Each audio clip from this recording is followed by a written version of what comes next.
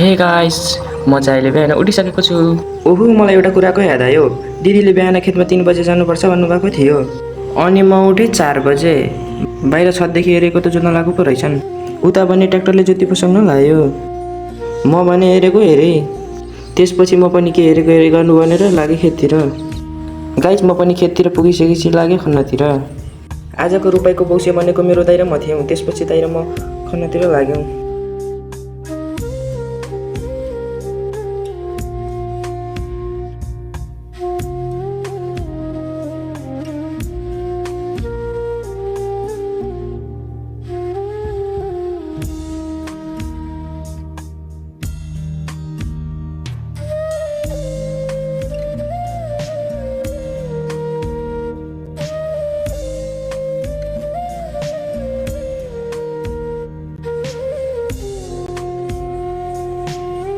Finally guys, रुपाई पनि सिधेर म घरतिर लागेँ।